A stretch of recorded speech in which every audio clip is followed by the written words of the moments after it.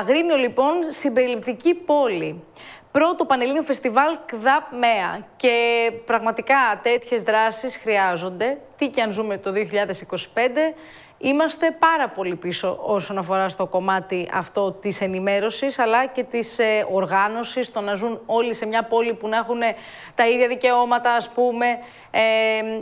Δεν υπάρχουν όλα. Δεν υπάρχουν όχι στο Αγρίνιο, δεν υπάρχουν στην Ελλάδα.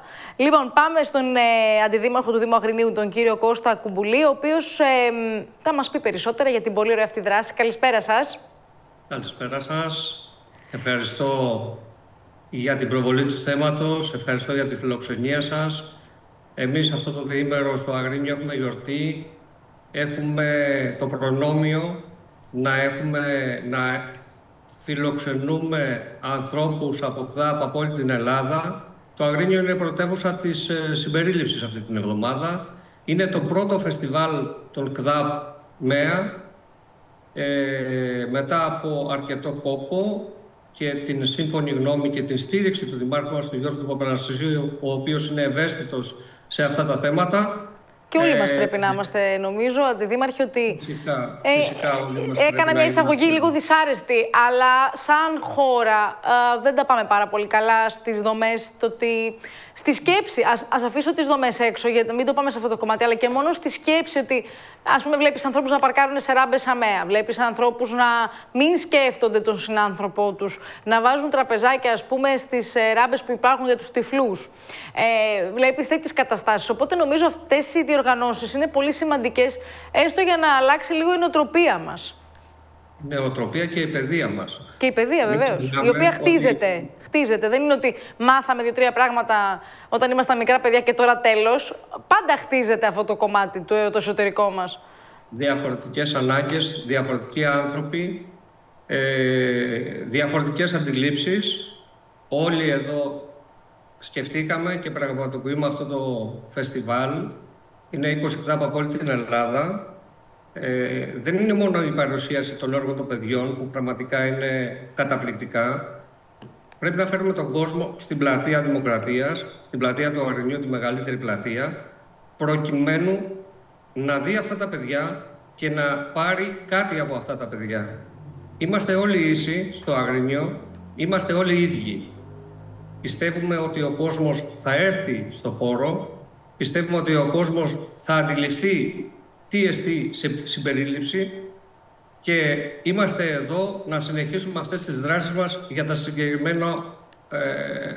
συγκεκριμένα παιδιά, τους συγκεκριμένους ανθρώπους.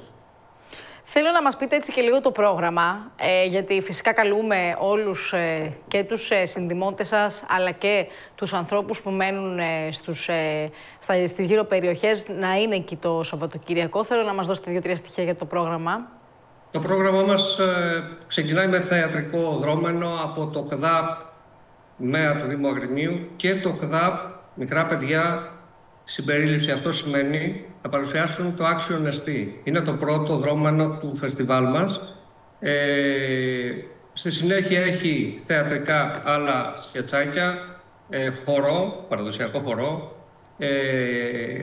αθλητικές δραστηριότητες, παρουσίαση το απόγευμα ενός ρομπότ, το οποίο ρομπότ το έχει κατασκευάσει Έλληνας καθηγητής του Πανεπιστημίου Αθηνών, το οποίο βοηθάει μέσω της τεχνητής νοημοσύνης τα αυτιστικά παιδιά να ενταχθούν σε τάξεις.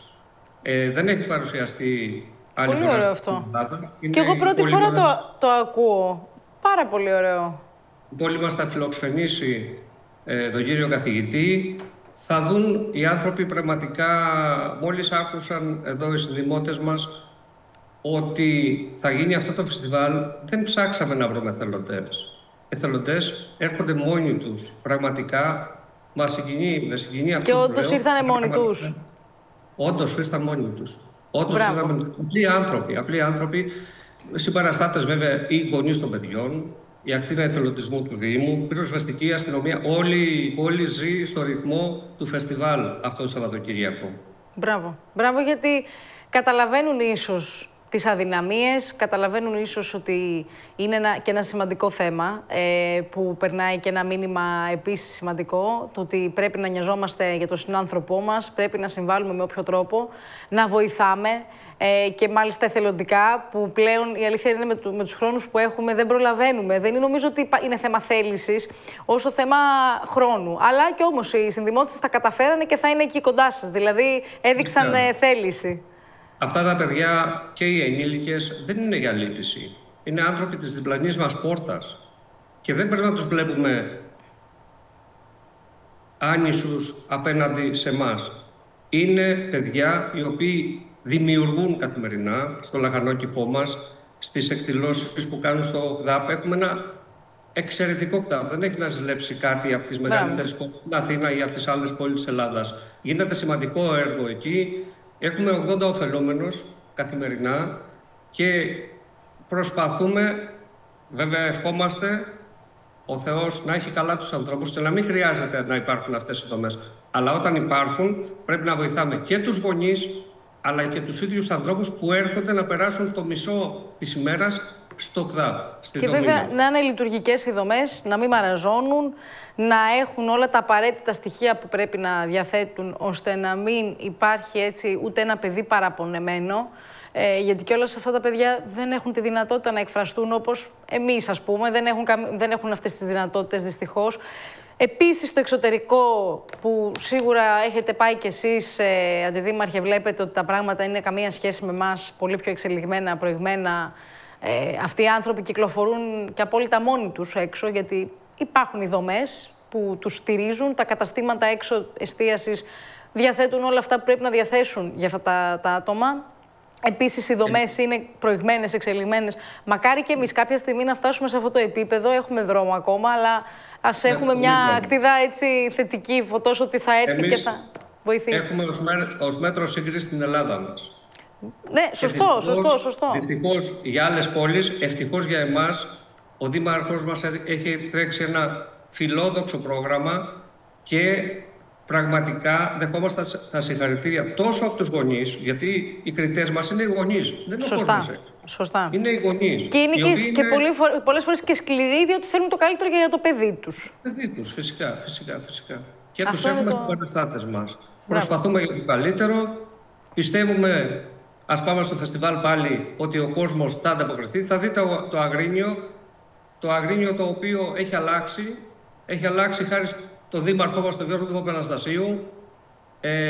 Θα περιηγηθεί στην πόλη και του χρόνου θα είμαστε πάλι εδώ με περισσότερα ΚΔΑΠ και με νοοτροπία καλύτερη, έτσι. Ευχαριστούμε πάρα πολύ. Καλή επιτυχία. Λοιπόν, συμπεριληπτική πόλη, πρώτο Πανελλήνιο Φεστιβάλ ΚΔΑΠ ΜΕΑ στο Αγρίνιο. Ευχόμαστε όντως να πάει καλά, να το πλαισιώσει ο κόσμος, να βοηθήσει και να δείξει ότι ενδιαφέρεται, νοιάζεται για τον συνδημότη του, για τον διπλανό του. Καλή συνέχεια, να είστε καλά. Σας ευχαριστώ πάρα πολύ.